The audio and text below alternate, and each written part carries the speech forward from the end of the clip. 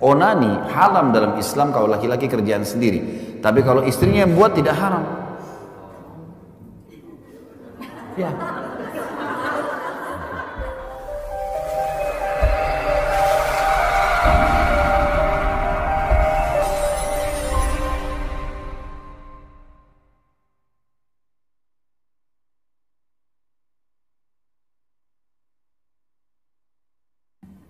Ibu-ibu jangan samakan antara kebutuhan ibu biologis dengan bapak-bapak. Lain sekali.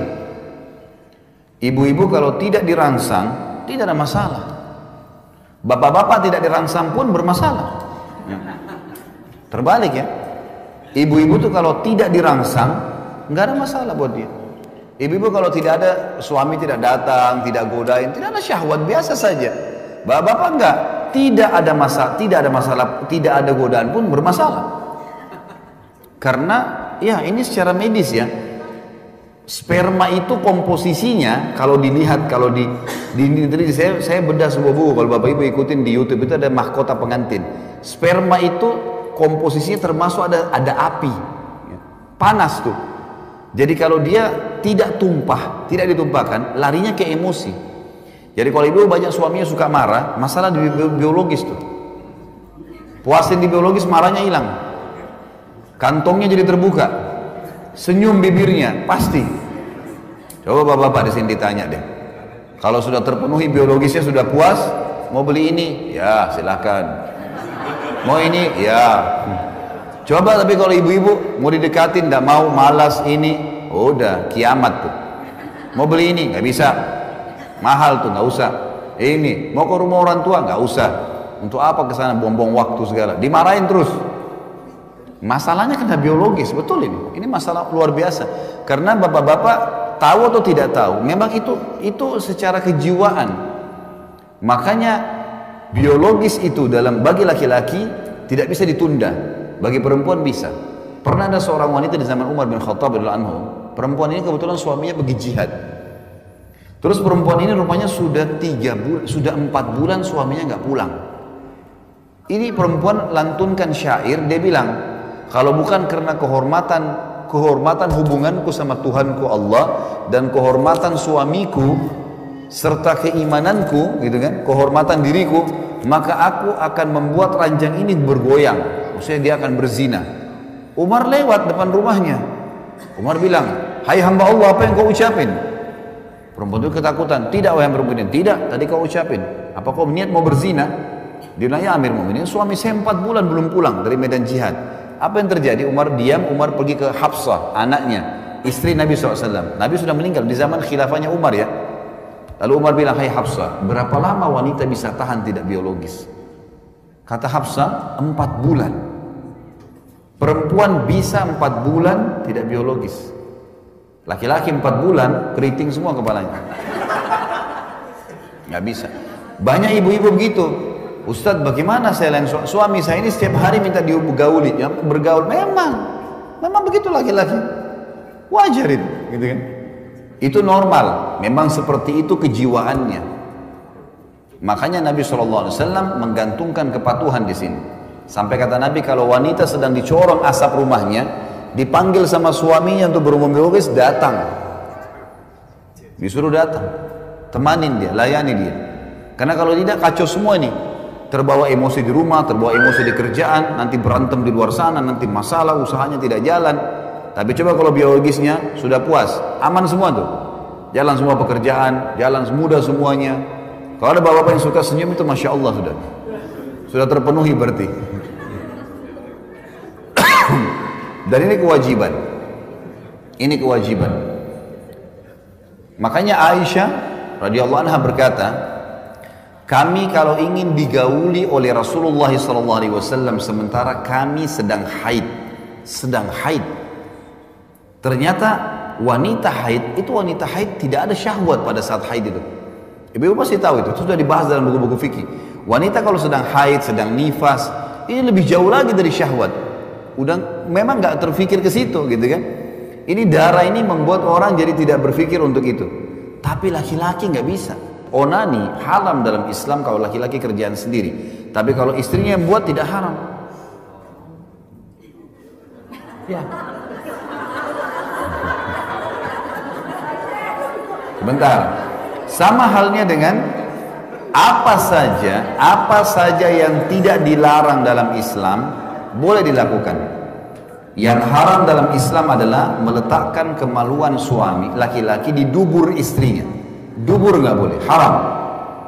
Karena dubur itu tempat kotoran, keluarnya gas, angin, kentut, dan juga keluarnya tinja. Ini bakteri yang kalau tidak dikeluarkan bisa mematikan manusia. Jadi bukan tempat kemaluan di situ. Dan tempat kemaluan di tempat yang diletakkan adalah kemaluan. Makanya Allah bilang tentang haid kan. Ditanyakan kepada Muhammad tentang haid, katakanlah dia penyakit. Dan kalau mereka sudah suci, arti ayatnya, maka gaulilah mereka di tempat yang telah Allah perintahkan kalian, di kemaluannya. Oral seks termasuk dibolehkan. Apa saja selain daripada meletakkan kemaluan di dubur atau meletakkan kemaluan di kemaluan lagi haid dan nifas boleh dilakukan. Saya kasih contoh misal, teman-teman kita muhajirin, sahabat-sahabat Nabi dari Mekah, waktu hijrah ke Madinah teman-teman, rupanya tradisi orang berhubungan biologis di Mekah waktu itu, mereka menunggingkan istrinya dan mereka menggauli dari belakang, di kemaluan. Tradisi biologis orang Madinah adalah istrinya di bawah, suaminya di atas. Mereka nggak kenal gaya lain. Yang terjadi, waktu sahabat-sahabat muhajirin ini hijrah ke Madinah, banyak yang tidak bawa istrinya, akhirnya nikah sama wanita Ansar di Madinah. Waktu nikah sama orang Ansar, rupanya si suami mau gauli dengan cara Mekah, si istri Madinah nolak. Ini terjadi di zaman Nabi. Terdengar oleh Nabi SAW. Ini kasusnya, si istri nggak mau digaulin. Padahal kalau istri nggak mau digaulin berdosa nih. Gimana caranya? Turun firman Allah. A'udzubillahi minasyaitonirrajim. Nisa'ukum harthun lakum, fatu harthakum anna syi'tum, wa qaddimu li anfusikum. Istri kalian adalah ladang buat kalian. Datangi ladang kalian semau kalian dan dahulukan diri kalian. Artinya boleh digaulin dengan cara apapun selama bukan letakkan kemaluan di dubur. Yang dilarang itu saja. Karena Nabi SAW melarang. Allah melaknat laki-laki yang meletakkan kemaluan di dubur. Satu hal juga penting di sini Bapak Ibu sekalian. Jangan pernah belajar biologis dari film porno. Ini penting sekali. Karena ulama bilang, rasionalnya ya, sebagaimana manusia itu secara alami tahu makan masuk ke mulutnya, hidungnya dipakai bernafas, kupingnya dipakai mendengar, kemaluannya juga tahu di mana diletakkan. Sebagaimana dia tahu bagaimana mengeluarkan air seni atau kencingnya. Dia tahu itu sebenarnya. Masalahnya kalau orang nonton film-film porno seperti ini, pertama mendukung perzinahan. Orang lagi zina. Melihat auratnya orang lain. Ya. Dan pola yang dipakai adalah pola non-muslim. Menggauli di dubur, jorok, kotor, dan segala macam hal. Ini dilakukan. Dalam Islam semua bertolak belakang nih, nggak boleh. Kata Nabi SAW, dengarkan hadisnya ya. Manusia yang paling buruk kedudukannya di sisi Allah hari kiamat adalah suami atau istri yang sudah saling terbuka, saling merangsang satu sama yang lain, sudah hubungan biologis, lalu keduanya atau salah satunya menceritakan ke teman-temannya. Jadi nggak boleh bapak-bapak misalnya istrinya Masya Allah puasin dia luar biasa, lalu besok ketemu teman-teman, oh istri saya itu begini, begitu, diceritain. Atau ibu-ibu, suaminya Masya Allah puasin, tidak perlu diceritain ke teman-temannya, suami saya itu begini, begitu, begini. Kenapa? Karena efek sosial dan kejiwaannya berbahaya. Kalau kita lagi cerita sama teman-teman kita ternyata pasangan mereka tidak begitu, yang terjadi dia akan ganggu pasangan kita. Makanya banyak rumah tangga rusak, yang ganggu temannya suaminya, yang ganggu temannya istrinya. Karena dia yang cerita, pasangan mereka tidak seperti itu. Malah kita lihat dalam Islam disuruh tutupin. Kalau film ini malah ditontonkan. Ada sampai satu ibu ngeluh sama saya di Jakarta, dia bilang, Ustadz sampai pada tingkat penyakit ini, nonton film porno ini sama suami saya, dari awal saya nikah sampai sekarang, kalau dia mau gauli saya, dia harus datangkan laptopnya di ranjang, nonton, baru syahwatnya bangkit. Kalau enggak, dia bilang dia enggak ada syahwat lagi sama istrinya. Ini kan penyakit kejiwaan. Bagaimana bapak ibu tidak cemburu lihat pasangannya di sebelah, yang suaminya lihat perempuan lain, telanjang, yang si istri juga lihat laki-laki lain. Dan pasti di film lebih hebat daripada kita. Loh iya, didatangkan orang-orang yang luar biasa kan. Tidak mungkin orang-orang jelek. Dicari orang yang bisa laku karena mereka mau jual duit. Dalam medis, dalam ilmu medis, tidak sehat biologis kalau bayangkan orang lain. Ya. Pasangan setengah mati rangsang kita, kemudian kita bayangin orang lain, ini rusak semuanya.